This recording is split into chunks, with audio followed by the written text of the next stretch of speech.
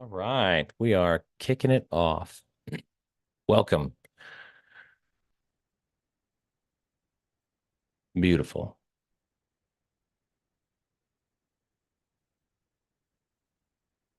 Watch the comments on YouTube there.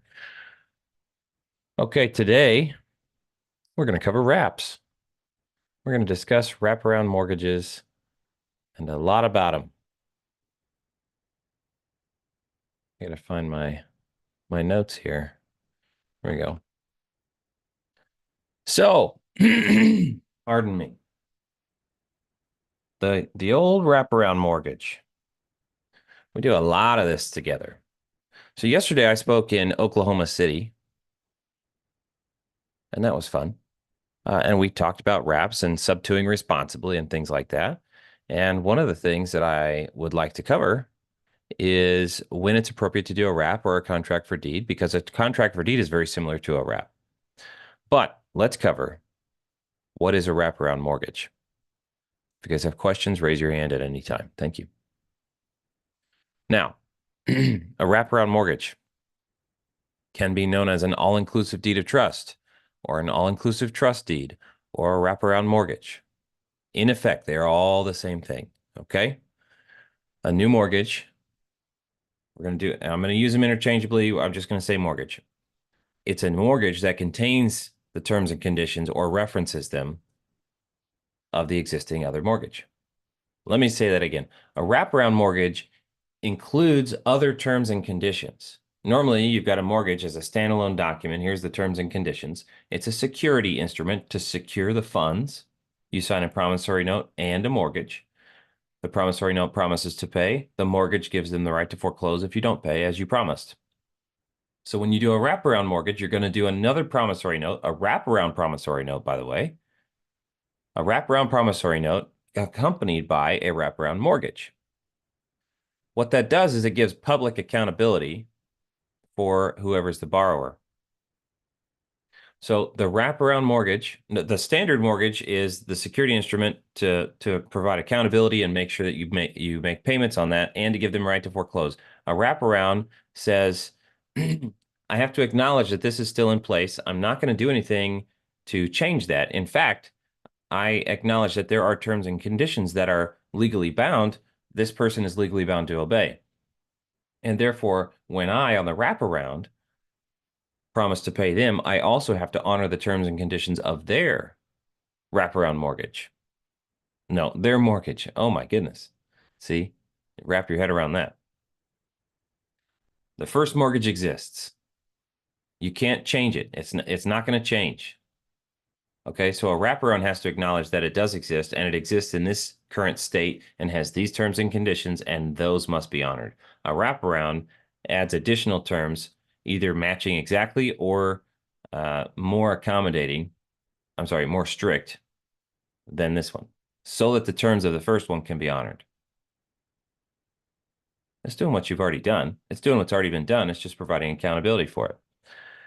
In the wraparound mortgage, and we have an article on our website. Let me pull it up. It tends to be something pretty important. Types of wrap mortgages. Let me carve this tab out of my big old browser here.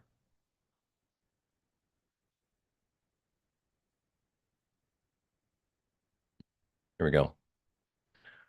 Types of wrap mortgages, creativetc.io/articles, types dash of dash wrap dash mortgages. And you will see there are several types. Oh, I wrote it down better here than I did explain it just a minute ago. Now, there's the mirror wrap, there's the equity wrap, and the rate wrap. Oftentimes, when you're buying straight sub two effectively and you do a wraparound mortgage, you're going to end up doing the pass through. Okay, that's a mirror wrap. And you're not going to mark up or change the terms and conditions of that.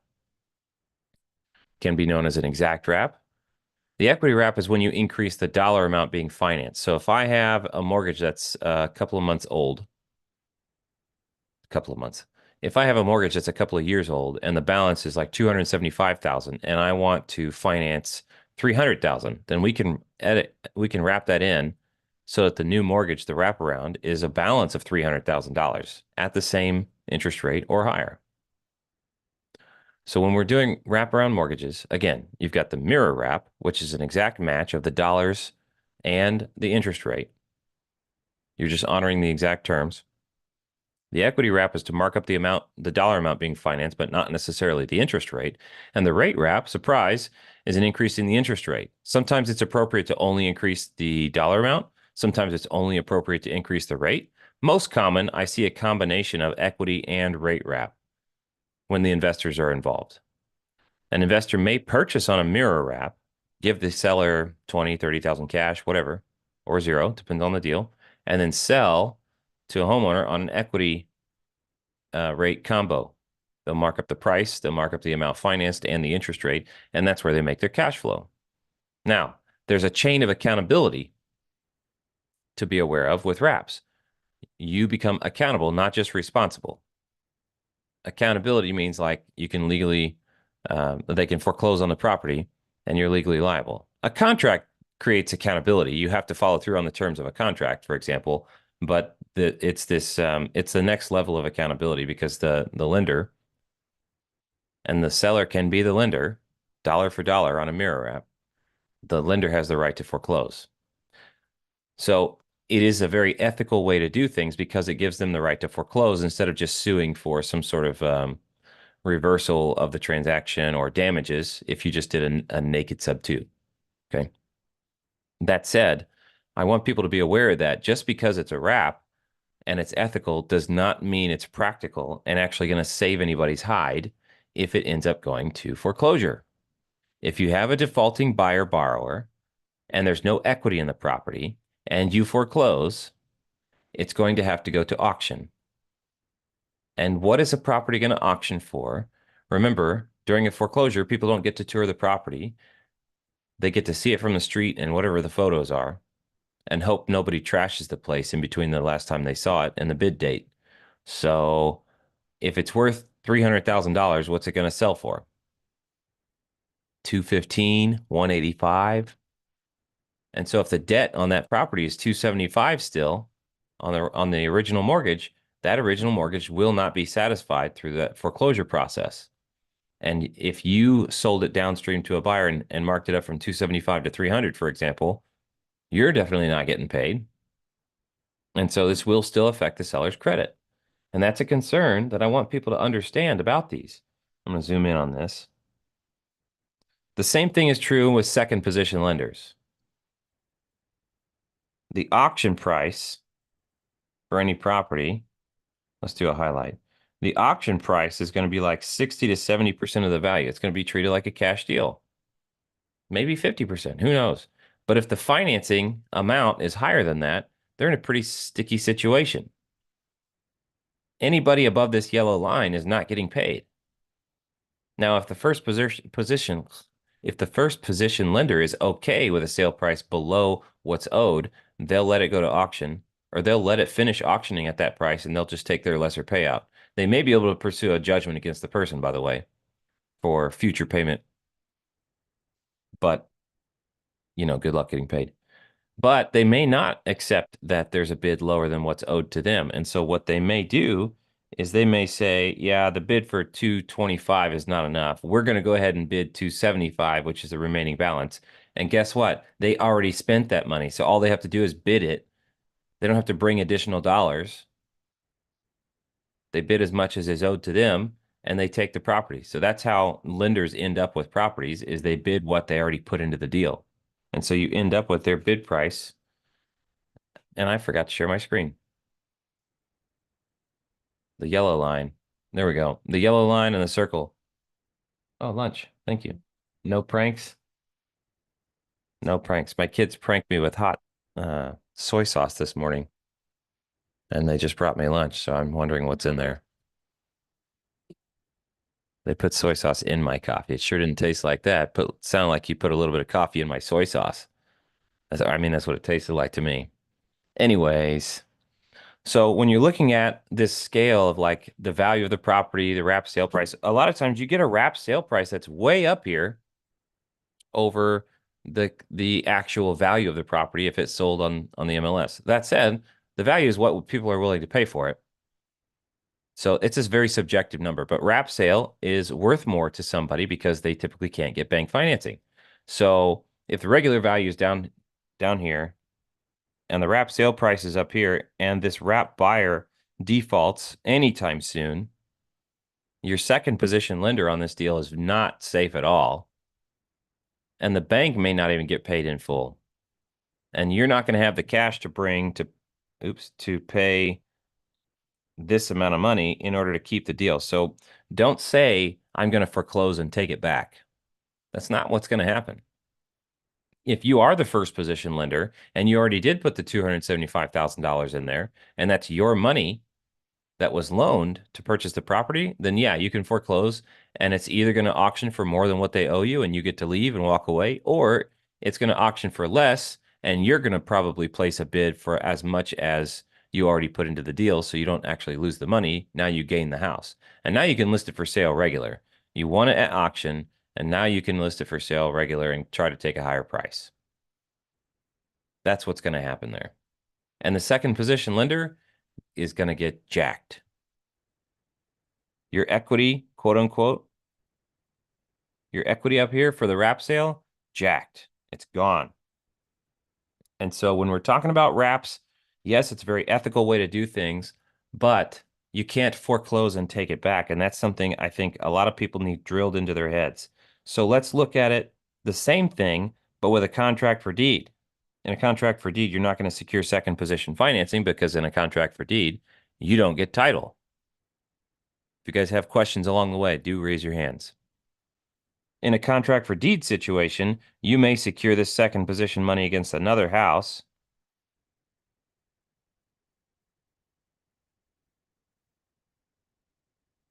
Cross collateralized, okay? That's fine. There's no problem there. But if your person defaults, and a contract for deed is very similar to a wraparound, you can structure it to wrap and include existing terms and conditions and to mark up existing terms and conditions. So you can still do the same thing, but with a CFD. And if they default, guess what? A lot of times, CFD has a forfeiture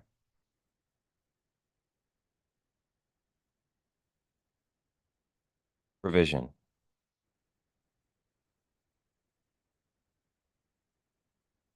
Not every state honors this. You have to be careful. But if you have a forfeiture, then let's say their down payment was this much money, $25,000. And then they made their monthly payments for 6 months, and then they stopped paying. Well, if you want to go through the forfeiture provisions, generally you're going to have to be able to give back. I know this doesn't sound fun, but if you give back their equity because they've gained equity in the property, but because they failed early in the process, you have the right to cause them to forfeit the contract by paying them back their equity and saying, hey, this isn't working out. I need you to get out of here. I'm going to try and resell this again. That is the equivalent of what people are thinking of when they say foreclose and take it back. Well, it's not the equivalent because nobody ever imagined giving a seller or giving a buyer back their down payment. But any equity that they have in the property has to be paid out for you to get a reset. That's fair. If you just think on that for a little bit, okay? This is why I like contract for deed for an exit strategy, especially if you bought it on a wrap. You can have accountability to the seller, but selling on a wraparound downstream still does not help you. You're going to spend $5,000 to $10,000 on a foreclosure, and it's going to take for flipping ever. Cash for keys would have been a better solution. And cash for keys may still be a better solution in the contract for deed situation. Let me explain why. If I have to give back a $25,000 down payment and go through the process of notifying and possibly pushing for court action, what if I offered them 10K cash to walk away because they defaulted? Maybe they'll negotiate up. But if they voluntarily agree for a cash for keys arrangement, if they're volunteering or we negotiate and they voluntarily go into that arrangement, then I don't have to do the forfeiture and have to give them back all their equity. It's possible that cash for keys would be cheaper, than the forfeiture. Definitely cheaper than foreclosure. Isn't that interesting?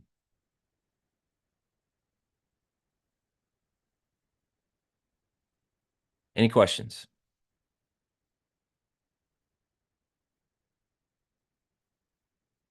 Mr. Justin Hertz. What's up, Caleb? What I've is got going on? on that contract for deed note, I actually have a property that I sold on a contract for deed, and the Yeah. seller is she's about 2 months behind on her second down payment, second half of the down payment. She was This the communicating, buyer? yeah, Okay. and so she was communicating with me really well, and I said, hey, I'm willing to work with you. If you don't have the money, let's just get something arranged, and I'm willing to do that. She sent me what, 3 grand in the middle of the night the other night. She still owes me about another 16,000. So I'm just kind of wondering how I should do that, because I'm reading through the contract for deed right now, and under section 9 it has the default 9.1, the repossession and the acceleration. So I just told her, like I said, I'm willing to work with her. I just need Yeah. communication, Yeah. and I'm not getting that. So ideas you're looking for? Yeah, ideas. Because I mean, she's a great tenant. She's always paid early. She's never been late on her payment any month. So I'd like to keep her in there. I just Did she convert from a tenant to a contract for deed buyer? no, she just bought it on a contract for deed. But she otherwise hasn't missed payments. It's the big down payment stuff that threw her off balance financially, probably. Yep, So it sounds like she got ahead of herself. She used to be responsible within the realm of what she could do before, and now all that cash put her a little bit off balance. exactly. Yeah, because I mean, even she sent me May's rent or payment like a week ago. So she's always early. I need communication, and I need to get my money back.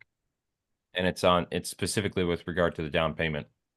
Exactly. You finance the down payment. Okay. Yep. And for those of you who don't know, you can finance a down payment over time. You don't have to do it all at once up front. And so this is one of the strategies. It is more risky than finding somebody who has all the cash in the first place, as we see here. Mhm. Um, but maybe break it down into smaller chunks. Like how much can she afford and break it down even further if that's working with her. Otherwise, I'm guessing you're trying to recover funds that you put into the deal. Correct. Yeah, so you're not even like in the green yet. So if you're already in the green, then it could be something more like a loan mod where it's like, let's stall payments for a little while and then check back in a quarter, or you can move it to the back end of the loan, or who knows what. There's Right. so many options there, but this is a person to person thing. Like, what's it going to take for you to make consistent payments? Do we just increase your rent by $300 a month? Like, can she afford to do that? 16,000 is a long ways to go. I mean, 16,000 divided by 300. What is that? Didn't know there was going to be math here. No, it's I the wrong thing. 53 months. So that's almost 5 years. Right. That's not very fast to be getting that money back. Although she owes 16 and she gave you three, or she gave you three and still owes 16. She gave me 3 and still owes 16. Yeah. At what point do you get back in the black or in the green? Well, probably if I could get another $10,000 with the cash flow from it, I'd be in the green. Yeah, I've got some people who are inconsistent at paying, and they get more consistent when I text them every morning. Good morning. How much can you pay today? Uh-huh. Literally. And it's annoying to me, but they do pay much more consistently. They nickel and dime me, but I've got an ACH payment system set up with my rental manager. It's Rent Ready that I use. Not that I'm promoting necessarily. It works okay, but I just text and I'm on their phone and I'm in their face on the daily, and they throw 50 bucks here, 200 bucks there fairly consistently. But it sounds like you need to understand her story, because coming up with $16,000 is not something people just do. Right. Well, and when I talked to her, I don't know, a couple weeks ago or so, her dad was taking out a HELOC on his house to pay that off for her. And she told me that everything was done with the bank and that the check was supposed to be in the mail to her and she'd be getting me the money, but that's been what, 2.5 weeks now? Yeah. I don't know. That timeline's not killing me. It could be something like that, but that's not very fun. Do you doubt that that actually happened? Mm, not necessarily because she's always been really honest with me, but it's getting me to kind of doubt it now just because the communication stopped. Yeah. Hmm. Yeah, it's going to be chasing down. Okay. It doesn't sound like if her dad was going to, if that was her plan and he doesn't follow through, then she's not going to pay you and you're just going to have to finance it to her. Right. Yeah. And Or, if she pays me an extra $1,000 a month or $500 a month until it's paid off, that's fine. I didn't know what you thought if I should, I know you had posted what a couple weeks ago about sending out a cure notices, stuff like that. yeah, I don't you know if should that's be. appropriate. Well, it might scare her into action. Is what helped with one of my tenants was I'm like, look, I got to go through with the state required notices and comply with the contract here. I'm rooting for you to succeed here, and I'm willing to work with you, but you're not communicating with me very well, and so I have to act like because time is heavily against me, and I have to start a long notification process. This is Hmm. me starting that notification process. Here's your first notice. I will follow through in the 15 or 30 days to follow up to the next stage of it. And if we haven't reached a resolution, I will pursue the regular remedies, which means you're going to end up losing the house. Gotcha. I Okay. don't want that to happen to you. I don't want that to happen to me. I don't want that to happen to us. So I'm rooting for you. Let's find a way to get this done. But just to make sure you understand that I'm serious, here's my certified letter in the mail, giving the state required notice. Okay. And that's my recommendation to anybody who's got a tenant or borrower who is starting to default.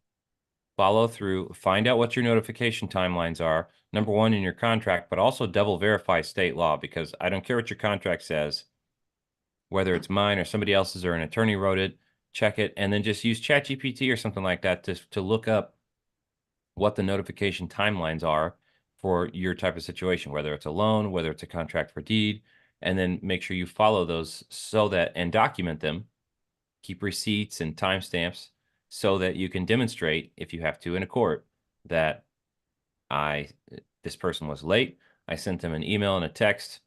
Not that those are constructive notice, but it's like I'm indicating that I'm trying to work with them. They didn't communicate with me, so then I sent the state required notice on, May 31st, giving them 30 days to comply. They didn't.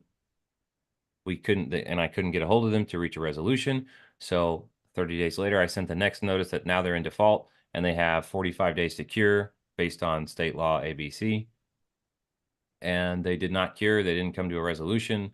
They didn't even want to talk to me. And so now I'm executing my final option of recovering the property. Okay. Okay. So if it came to that from what you were saying is I would have to pay her back her equity her initial down payment first or do the cash for keys. Yes. Okay. How much was her down payment? Her, it was, and what was it? It was supposed to be a total of like $42,000, I believe. And she gave me, what is she, whatever that comes, she gave me like $23,000 down when she first got it. Okay. And then she owes me the other, well, $16,000 now. Yeah. Well, I mean, it looks like she's making progress, but Right. yeah, if you're going to exercise that right and force the issue, then you would have to throw back. So now, if she's making monthly payments that are significantly higher than rent, whatever proportion is higher than rent would also have to be given back. Oh, okay. Good to So know. it's like looking backwards, let's act like this was a rental. The down payment, you wouldn't have paid a down payment for rental, so that goes Mhm. back. And if the rent rates are $1,750 for a unit similar, and you're paying, more than two grand, 2,200 or something like that, it's like, okay, well, that's well above market rent. And so somewhere in the 17 to 1900 range is appropriate. And a judge would grant you, so ideally you select something reasonable, and a judge would grant you the 1900. Anything above that for the months that they did pay gets paid back. Gotcha. Okay. Usually, though, they're in default, and that eats into how much money you have to give them back if they're Okay. not paying. Trying to look up the rent rates now. I mean, her rent rate or her contract for deed payment is maybe $80 more than rent rates in the area. Yeah, so you wouldn't have to give anything back. Okay. Okay. Well, hopefully she just gets back to me. We can get it all solved. Yeah, and that's what those notices are also helpful to do, right? Um, it prompts them to action, hopefully, because they're like, "Oh, Mhm. you're serious." And I'm like, I love you, but I am also serious. This needs to get done because my family's finances are on the line as well." Yep. Yep.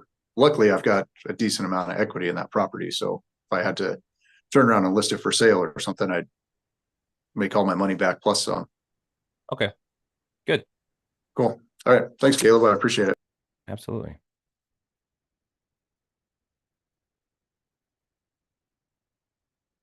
Okay. Now, continuing discussing wraps, normally the borrower makes one master payment, and that master payment then gets disbursed to one or more recipients. The first mortgage, maybe some seller financing, maybe a second position lender who came in, depends on who the borrower buyer is in the chain of events. A lot of times you have an A to B transaction.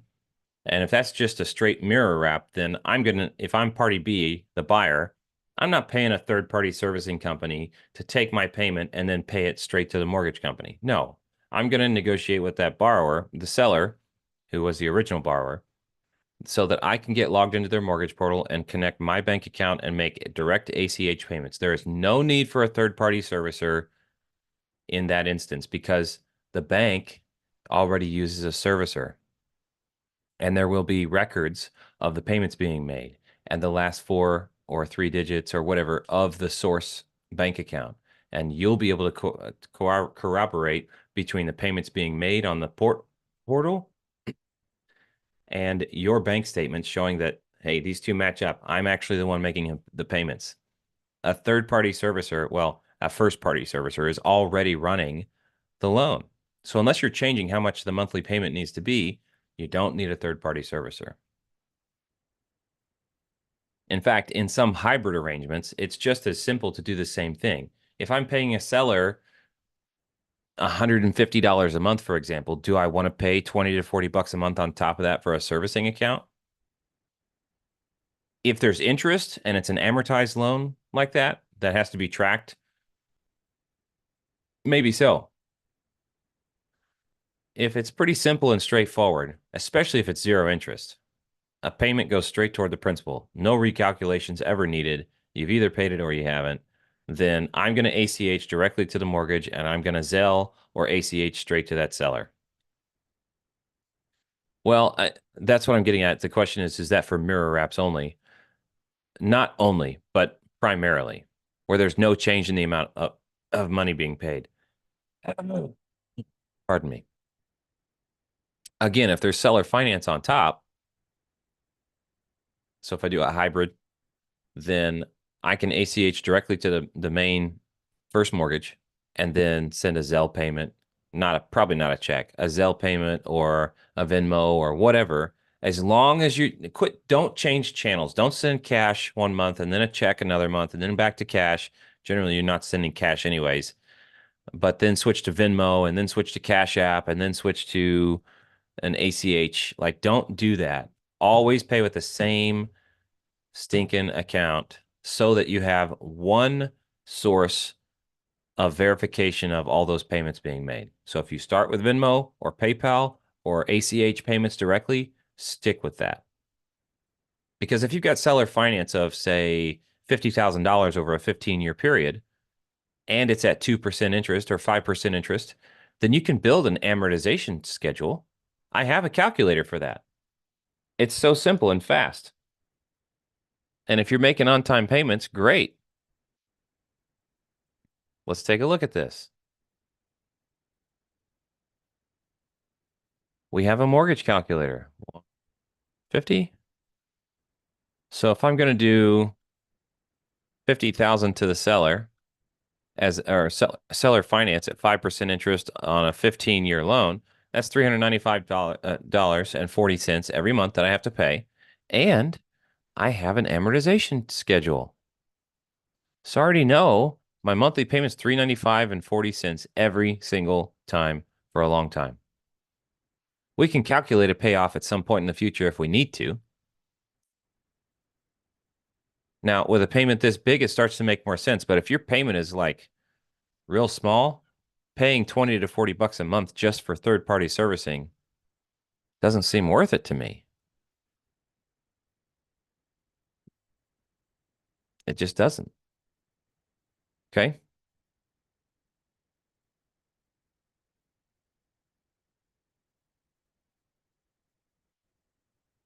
How does a wraparound differ from a traditional mortgage? It really shouldn't very much. I got a cat. Hang on a second, trying to get in. The process of getting that wraparound mortgage really shouldn't be very different from getting a first regular mortgage. Borrowers should be underwritten. Their credit canon should be checked. Their ability to repay should be validated, because it's a pretty serious arrangement to be getting into. And I think people treat it pretty trivially because everybody just wraps. You need money to back up your position. You need to be able to afford to take somebody to court. You need to be able to afford to make the monthly payment when your borrower doesn't pay you, especially if you're running middleman. So if you've got a pretty freaking sweet wrap deal, put some of that money in the bank, or put most of it in the bank for a little bit, and make sure you got 3 to 6 months of reserves directly for that account. Now, if I've got 14 wraps going, here's the thing. Rentals, wraps, whatever. They get progressively less risky the more of them you have open at the same time. One rental, that's pretty risky. If my renter doesn't pay, I got to pay. It's all or nothing. They either pay or they don't. And then I always have to pay. Well, if I got two rentals, cool. That spreads it out. The chance of them both not paying at the same time is generally reduced, except if COVID hits again. So it's a little bit safer, but still, you can get hit pretty hard, especially if they overlap. The more you get, though, what's the chance of 3 people defaulting at the same time? It's pretty low. And 4 and 5 and 6. And so the more you have, even if 2 people don't pay out of 8, that's a way better position than 1 person out of 4 or 2 not paying, or 1. Okay. So the more of these you have, the more spread out your risk is. And so you don't need 6 months of reserves for every single one of those necessarily, because statistically, you're not going to need that much. Now, that said, you also need cash in the bank for court costs, because you will run into defaulters. And that's why it's important to underwrite them. Getting excited about somebody who's willing to pay a fat down payment and a high price may just mean you're excited about somebody with poor judgment. How about that? And I've seen people get themselves into trouble by wrapping to somebody who is willing to do the deal. Well, their willingness comes from a place of not really knowing what they're doing. Financial illiteracy, passion to get the house. They're chasing something. And I see these middlemen, the wrappers, I see them chasing the people who are chasing. They've got the one-itis, they've got the sales commission breath, or, all the same thing, whatever it is. They're chasing something and they're not looking at all the details. They don't want to disqualify this buyer, who will then later on default on them. And then they have a hard time handling it when they default. Bernetta says, always project taxes, because that can definitely come into play. 100%. And when you're finding a wrap buyer, Like I've seen people say, well, here's what your monthly payment will be. Well, that's principal and interest, but they didn't tell them taxes and insurance. And it's killing the deal after the fact. They let it close. And the borrower is like, I didn't know it was going to be more. You told me the monthly payment was this. Well, yeah, that was for the loan. Okay, but I thought the monthly payment was going to be $2,800. It is. But there's also taxes and insurance. So people use different language. When somebody says your house payment, they mean principal, interest, taxes, and insurance. And so the wholesaler, no, the middleman did them dirty, right? He could have, should have been more clear up front and said, no, with taxes and insurance, now your total monthly payment is going to be approximately $3,200, $3,300. By the way, taxes may go up upon transfer. You need to figure out what they can afford and build a deal that they can actually fulfill. Make sure they understand the full monthly price because yeah, they're starting to fall behind. And so the person is having to take a hit on how much interest they got to charge. Fernando says he's got a wrap opportunity to run numbers for. I'm good with that.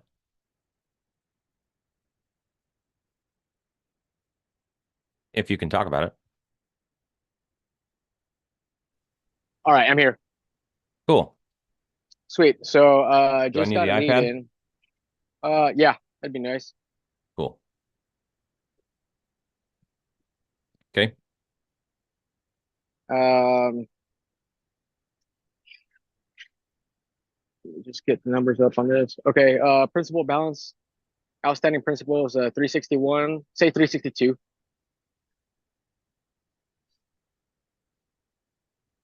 Interest rate 3.25.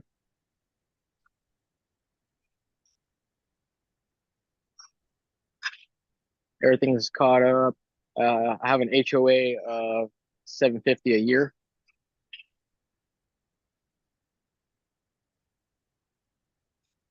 Okay. And the current payment, monthly payment with principal, interest, taxes, insurance, and everything is $3,064. Now this is an FHA loan. Okay. I can handle that. FHA makes it.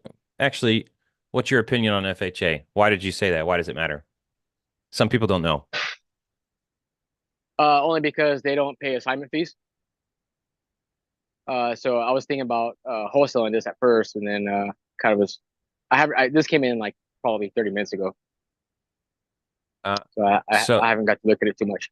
FHA won't pay an assignment fee when they're the one funding the purchase, but you're talking about a wraparound or a sub two deal, right? Correct. So FHA not paying assignment fees won't have anything to do with that. That would only be if you're marketing to an FHA buyer. Gotcha. But it Okay. already got FHA bought, and now we're trying to sub to that. Correct. So FHA also matters because it's a higher risk loan. The servicers, I believe the servicers, the loan servicers, if they find out that it's been sold sub to, they're compelled. They can't not accelerate.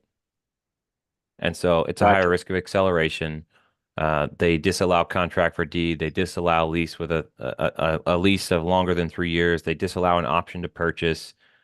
They often are paired with down payment assistance loans.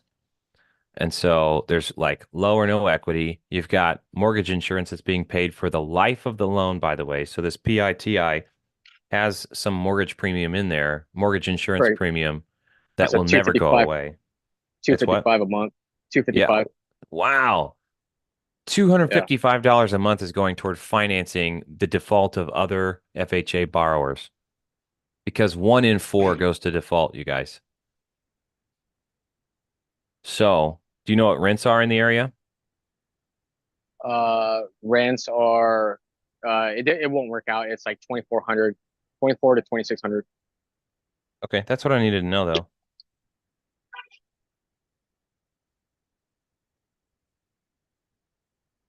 Cool. So it's a loser for long-term rental. I'm guessing it would be break even at best as a short-term rental or a midterm. But you've got this 3.25% interest rate that nobody wants to walk away from. Right. Is there somebody willing to pay more than 3,000 for this property every month? Is there any equity in it? FHA tells me probably not. No. Yeah. Well, I mean, only because of what it's worth now.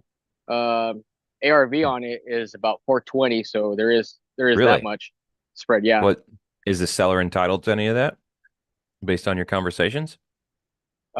He's looking Or He's looking to get 20K. okay, yeah, and but entitled to that, I mean, do they feel a sense of entitlement towards some of that money, some of that value?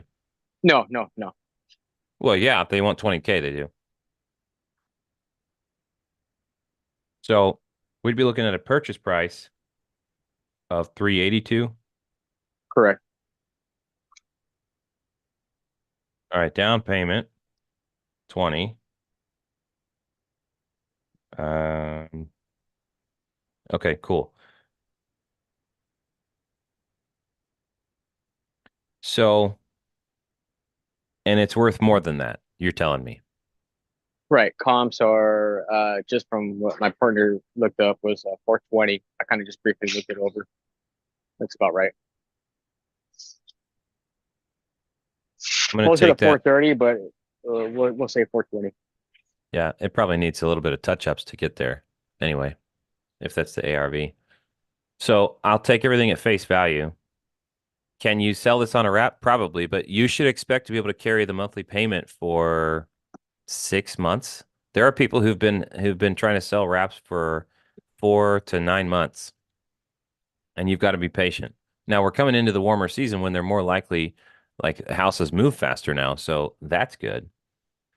But basically, what can somebody afford to pay? If somebody can afford to pay $3,300 a month, you've got a deal on your hands. You can cash flow $300 every month. That's not a stink ton of money, by the way. When the PITI is $3,000, you have to make 10 Right. months of profit to be able to carry 1 month in case that borrower defaults.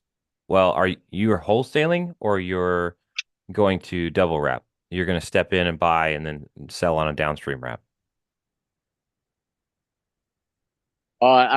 Initially I was thinking about wholesaling this. Okay. So let's underwrite it for the buyer, the wholesale buyer, which is going to be down payments 20K, but you're going to want an assignment fee of 5 or 10K, right? Correct. Let's make it 10K.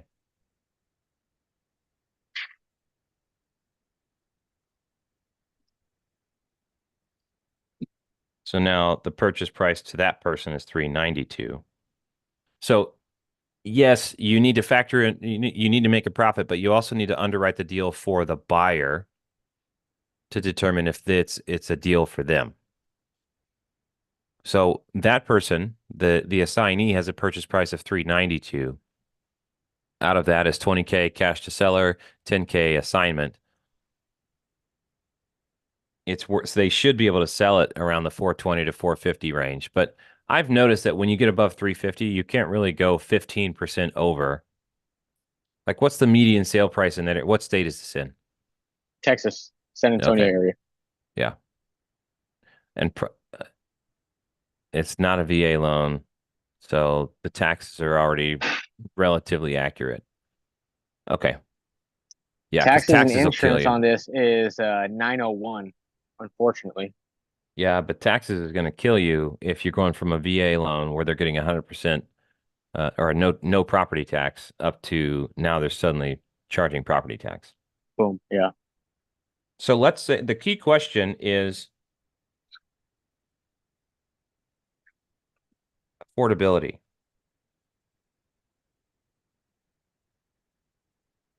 For the end buyer. Now, so you've got 4 people to consider. You've got the seller, you've got yourself, so it's A and B. You've got your assignee, which is party C. They have to like the deal. And then they have to consider party D, which means you have to consider party D, the end buyer that they're going to put in there so that you build the deal the right way. Your entry determines your exit or your available exits. So what can somebody afford to pay every month? You're going to have to make an assumption. They're going to be able to pay more than rent comps. So 24 to 2600, we can go 500 over that, and it's a pretty safe bet, but that's not very much above the PITI. So for your assignee, they're going to want to cash flow $300 to $1,000 somewhere in there. And a lot of people, I don't see a lot of house payments going over $3,500, and those are the ones that are high risk. Right. It's just like that. That's the way it is. So, and remember, FHA loan, 255 of those dollars are just going up in smoke every single month. I feel like this deal would be better to find somebody who can assume that mortgage and take your assignment fee and let somebody assume it. Just straight Yeah, cost. the interest rate is what's attractive. Right. And if somebody can be allowed to assume it, then they get to adopt that interest rate, and that's worth something. But they also have to bring in the $20,000. So who knows? The key question, though, again, is affordability. So let's make an assumption. We always have to start with an assumption. You document your assumptions anytime you're underwriting something like this. I'm going to say, let's say somebody can afford to pay $33.50 a month. Our tax is going to go up when it sells, Yes. probably. So let's say plus 50 a month. Well, guess what we just ate? We ate the $50 of potential profit there. So really, PITI underlying is going to go up to $3,050, and somebody can afford to pay $33.50. That means there's $300 of available cash flow. What we have to do then is go build a loan. Do you know what the dollar amount of the tax insurance was? It was 900 and some on. Let's see, 901.21.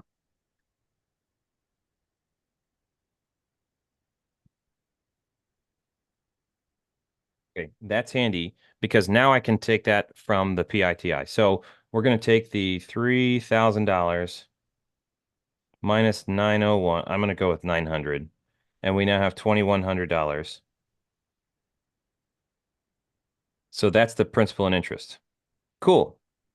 I can also go with this number here, 3350 minus 900. But remember, that 50 is going to get tacked on. The taxes are going to go up. So if I'm really underwriting for the end buyer, I need to write it so that it includes those taxes. So the taxes and insurance payment on that mortgage are going to be more like 950 moving forward. So 3350 minus 950 is going to be 13 minus 9 is 4. Is it? Yeah, 2,400. Yeah, okay. I love doing live math. I need to build a mortgage that results in a monthly payment of principal and interest of $2,400. Did you follow that, or do I need to run the logic again? I'm following. That makes perfect sense.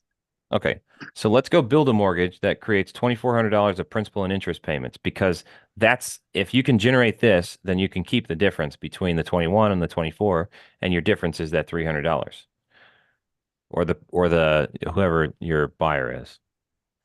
So our dollar amount was going to be, we're taking over 362. Plus 20K. Yeah, but we're taking over 362. Correct. Yes. So I'm going to skip the down payment. I'm just going to build a mortgage by itself. So 362,000.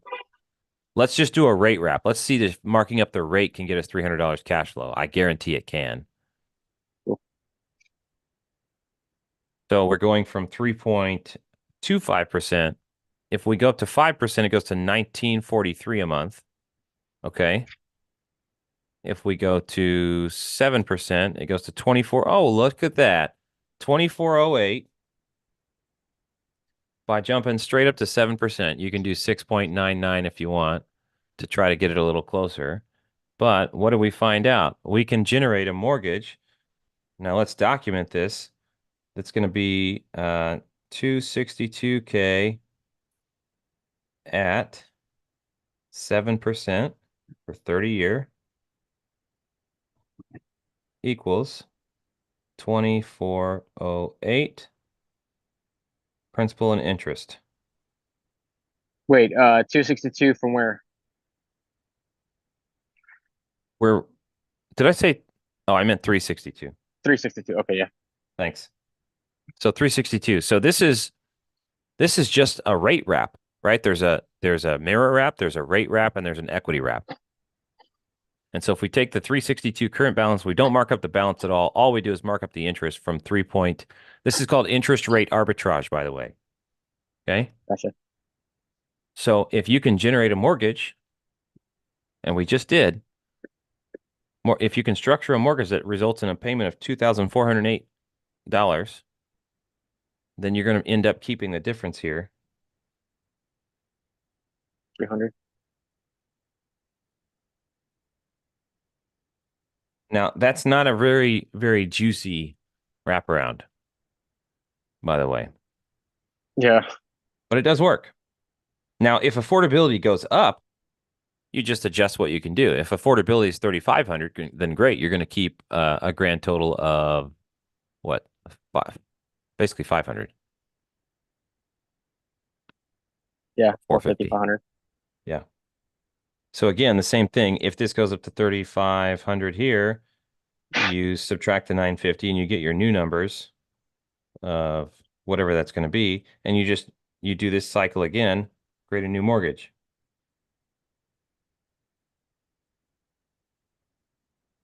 Does the mental process make sense here? Yes.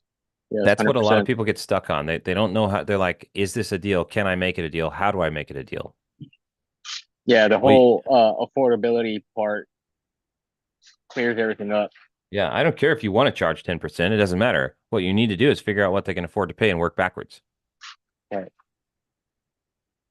Build a mortgage around that. Yeah. People come in wanting to throw their terms in, and I'm like, no, figure out what somebody can afford reasonably and that they can be underwritten to actually support, and then build a mortgage that will suit that.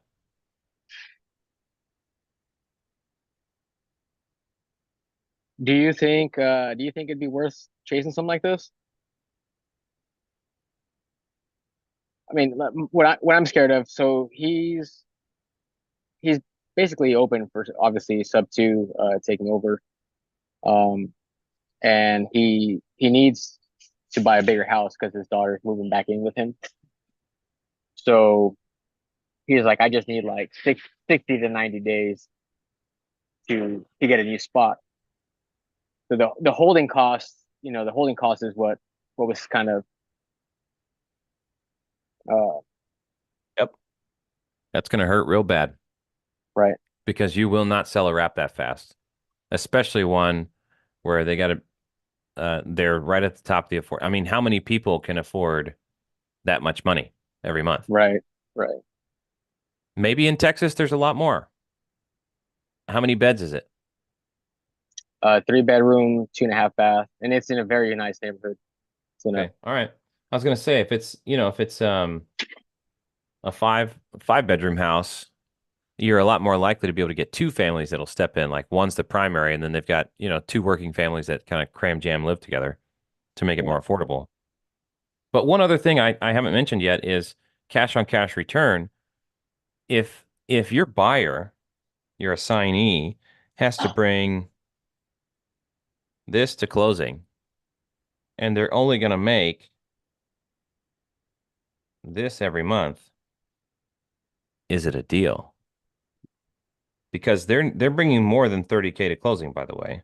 Let's figure out what they're going to bring to closing. So it's going to be cash to seller, 20K, assignment fees, 10K, closing costs. Let's go 3,500. Repairs, maintenance, let's skip that. Holding costs. And if we say that's going to be 3K for 6 months, 3 times 6 is 18. That's 18K. That starts adding up pretty quick. Like that's the real price. Your entry fee is however long it takes you to execute your exit strategy. You cannot Right. ignore that. We're calculating the entry fee here. The Marketing quick numbers I ran earlier, I was close to like 59K. to get into the deal. Yeah. Yeah, that sounds more like it. So for $300 cash flow, it does not sound attractive. 1,500, and maybe you list it with an agent and you have to pay even more than that. Who knows? We don't even have everything here, but we've got 30, 48, 51. Yeah, we're in the 54, 55K range. So let's just call it 55K.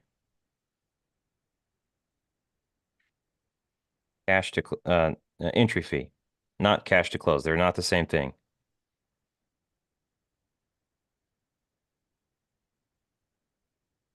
Well, 300 times 12, we got to get an annualized number here, equals 3,600. Mhm. Okay, that's your annual profit, 3,600. And then 3,600 divided by 55K is going to tell us our cash on cash return.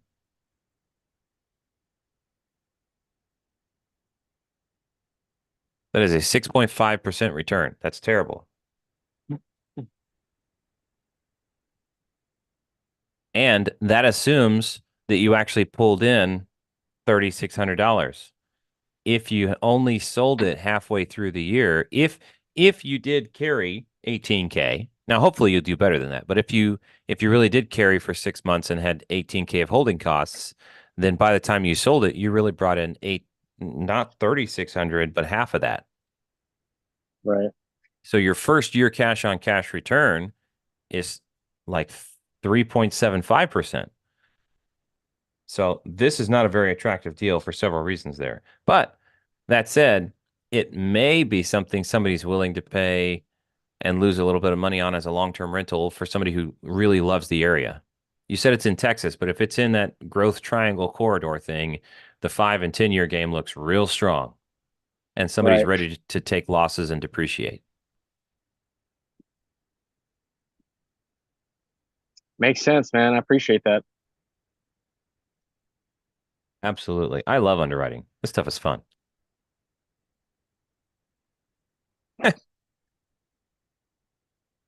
Lilantha says TC 1000 in the in the YouTube chat. Cool. That's good. So we just underwrote a wrap to see if it would be a deal. Ideally, you find something that's got where the affordability, the gap between the affordability and the current PITI is a little bit larger. Most of them I see are in the 500 to 1,000 range that people like to do that are worth taking an assignment fee on. Even if you cut your assignment fee down on this one, you cut it in half, that's not going to fix the cash on cash return. You need a massive reduction. And the single largest pieces are the cash to seller, 20K, and the holding cost of up to 18K. So who knows? Yep. And those borrowers should be underwritten like a regular borrower. Well, actually, that does conclude our hour. I've got other projects to run and business partnerships to strike up. So thank you for coming out, asking good questions, and for the example to run. That was great. I appreciate that. Perfect. I appreciate you, Caleb. Thank you. Absolutely.